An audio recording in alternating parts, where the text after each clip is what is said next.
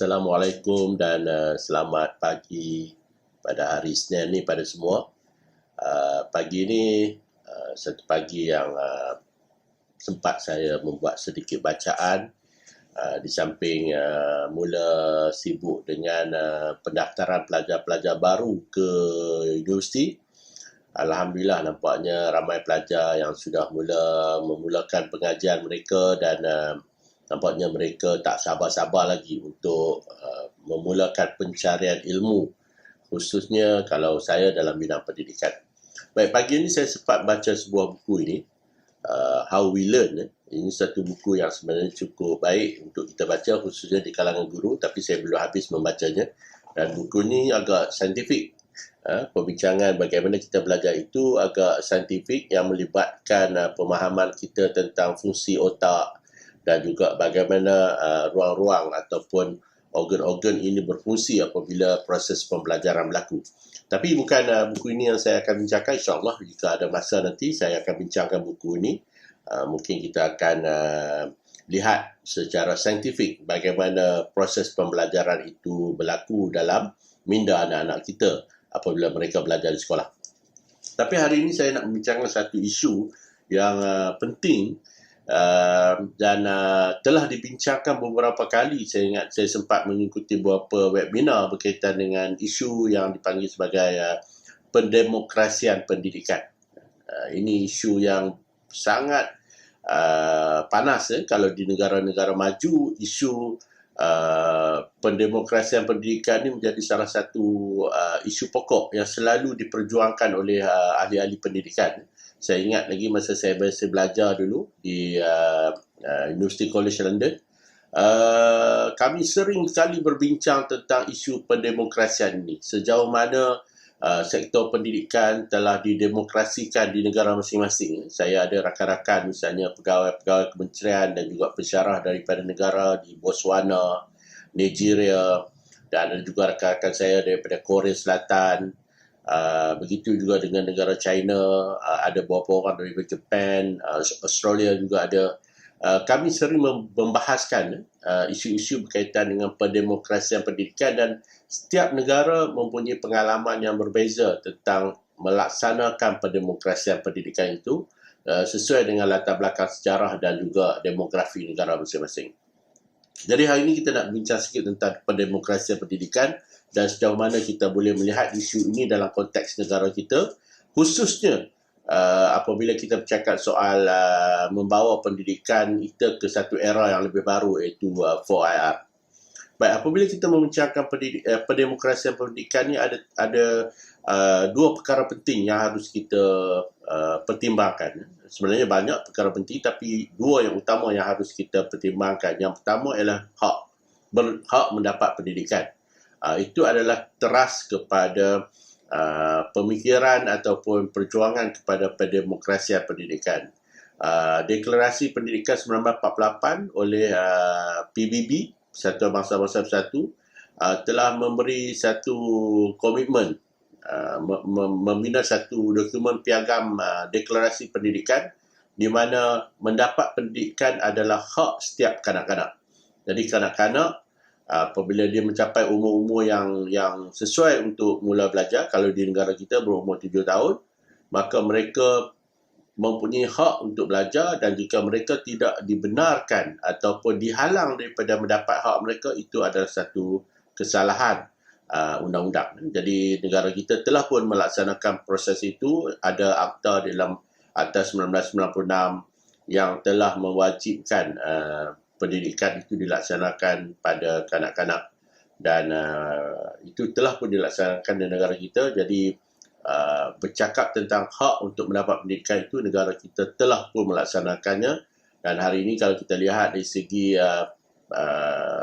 enrollment pelajar, kemasukan pelajar ke sekolah yang disediakan di negara kita, kalau sekolah rendah itu sudah mencapai 94% enrollment pelajar, manakala sekolah menengah lebih kurang 89%. Bermaksud ada sekitar 6% lagi pelajar di sekolah rendah, yang di tahap sekolah rendah yang tidak memasuki sektor pendidikan, manakala di sekolah menengah lebih kurang 11%. Siapa mereka? Mereka ini biasanya dari kalangan masyarakat yang terpinggir lah, minoriti. Sama ada masyarakat orang asli, masyarakat yang berada di pedalaman ataupun kumpulan anak-anak di kawasan gelandangan, di kawasan bandar yang berhadapan gelandangan, dan kebanyakan dan hampir semuanya kita bercakap soal kemiskinan. Perkara kedua, bila kita bercakap soal pendemokrasian pendidikan ini adalah akses kepada pendidikan. Walaupun anak-anak diberikan hak untuk belajar, tetapi kalau akses kepada pendidikan itu tidak disediakan, maksudnya hak itu tidak boleh dicapai dengan sewajarnya. Apa maksud akses kepada pendidikan? Maksud pihak kerajaan ataupun pihak yang berkenaan yang dipertanggungjawabkan untuk menyediakan pendidikan itu mesti menyediakan sekolah, prasarana, kemudahan pembelajaran, guru-guru, kurikulum dan sebagainya untuk diakses oleh kanak-kanak belajar. Jadi di negara kita, perkara itu juga telah dilaksanakan, di mana kita ada lebih kurang 450,000 orang guru yang mengajar. Kita ada 10,000 buah sekolah yang boleh diakses kepada anak-anak kita di peringkat sekolah rendah dan juga sekolah menengah.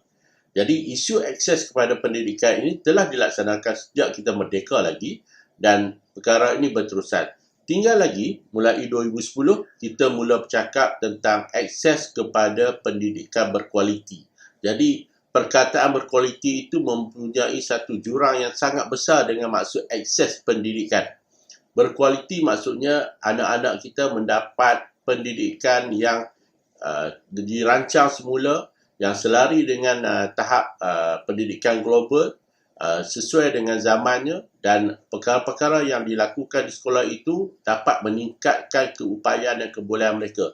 Maksudnya kita tidak hanya bercakap soal memberikan pendidikan, tetapi bercakap soal pendidikan yang berkualiti. Gurunya guru yang berkualiti, kurikulumnya kurikulum yang berkualiti, prasarana sekolah, prasarana yang berkualiti, pentadbiran sekolah diketuai oleh pengetua-pengetua ataupun guru besar yang berkualiti, rancangan makanan tambahan, misalnya makanan yang berkualiti, keseluruhannya kita bercakap soal kualiti.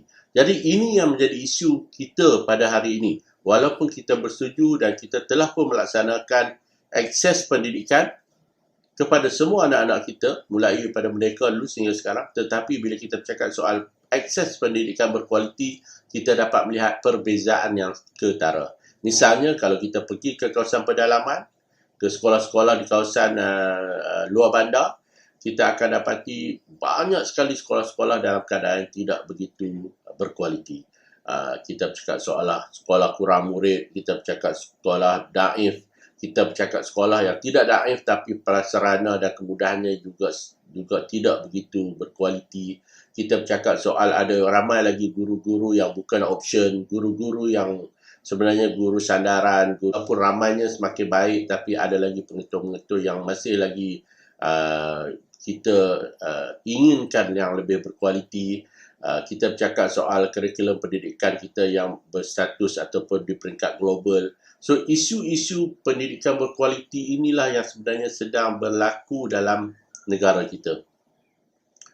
Kita selalu lihat misalnya kawasan-kawasan sekolah di kawasan bandar, di Putrajaya misalnya, berbagai kemudahan ada pada sekolah tersebut.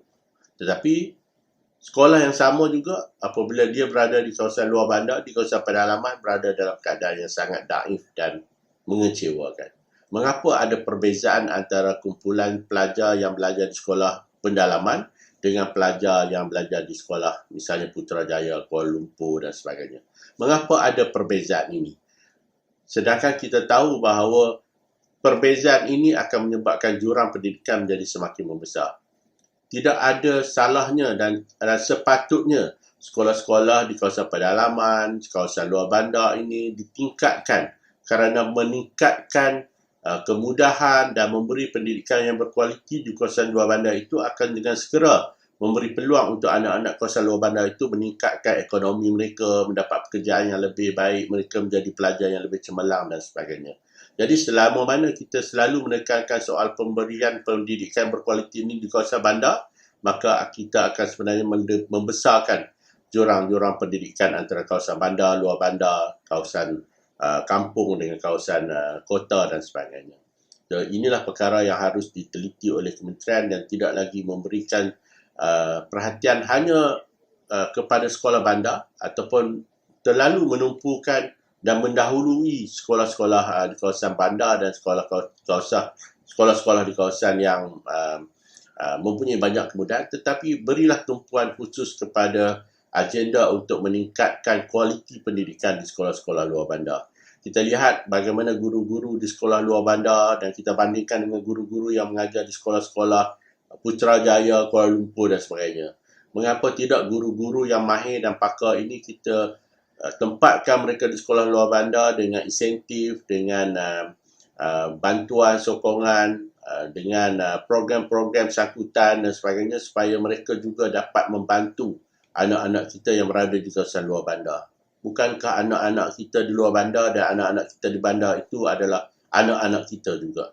Jadi apabila kementerian melakukan sesuatu pemikiran untuk meningkatkan kualiti, sepatutnya isu-isu kualiti di sekolah luar bandar pedalaman itu harus diberikan agenda yang khusus, diberikan keutamaan supaya menampakkan usaha bersungguh-sungguh kementerian untuk meningkatkan kualiti sistem pendidikan negara. So ini dua perkara yang saya sebutkan tadi, yang utama tadi. Yang seterusnya berkaitan dengan pendemokrasian pendidikan ni adalah kita bercakap soal satu lagi kumpulan yang sering dilupakan ataupun dipinggirkan oleh pemerintah ataupun penguasa yang bertanggungjawab tentang kementerian tentang pendidikan, iaitu stakeholder, ibu bapa. Dalam membincangkan soal pendemokrasian pendidikan ini, penglibatan ibu bapa adalah salah satu agenda yang sangat besar.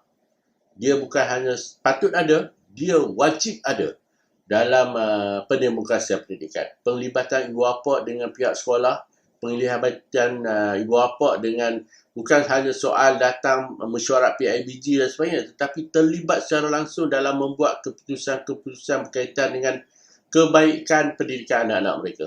Jadi kita mengharapkan negara kita menjadi seperti negara-negara maju yang lain di mana ibu bapa dibawa bersama-sama untuk membincangkan isu-isu pendidikan anak-anak mereka di sekolah, membincangkan bagaimana untuk meningkatkan dana sekolah, membincangkan bagaimana untuk melakukan inovasi dan menjadikan anak-anak lebih seronok dan gembira berdatang ke sekolah. Meningkatkan hubungan kerjasama komunikasi antara sekolah dengan ibu bapa sehingga anak-anak merasakan bahawa walaupun di rumah mereka tahu, ibu bapa mereka tahu tentang pelajaran mereka, bila pergi ke sekolah, ibu-ibu, cikgu-cikgu juga mengetahui tentang pendidikan mereka sebab ibu bapa dan guru-guru ni saling berkomunikasi. Dan komunikasi itu adalah komunikasi yang positif, bukanlah komunikasi untuk mencari salah, menunding jari dan sebagainya. Jadi salah satu ciri pendemokrasian pendidikan yang sangat penting jika mahu dijayakan adalah melibatkan ibu bapa secara aktif dalam membuat keputusan-keputusan berkaitan dengan pendidikan kita di peringkat sekolah. Jadi jika ini dapat dilakukan, anak-anak akan rasa mereka adalah orang yang paling beruntung kerana mereka bukan saja dibantu oleh guru-guru, tetapi mereka tahu ibu bapa mereka juga memberikan sepenuh sokongan, bantuan dan sentiasa mengambil berat tentang pendidikan mereka. Jadi inilah perkara-perkara yang tidak melibatkan struktur pentadbiran tetapi lebih melibatkan roh, keinginan, impian kita untuk menjadikan sistem pendidikan kita ini benar-benar didemokrasikan, benar-benar mencapai ataupun sampai ke peringkat sasaran kita iaitu anak-anak kita dan anak-anak dapat merasai bahawa pendemokrasian pendidikan ini memberi keuntungan dan faedah kepada mereka. Semoga perbincangan ini membuka minda kita, walaupun masa yang sekejap, kita dapat memberi sedikit ruang untuk kita memikirkan tentang masa depan dan juga harapan yang kita ada dalam menjayakan pendidikan di negara kita. Terima kasih.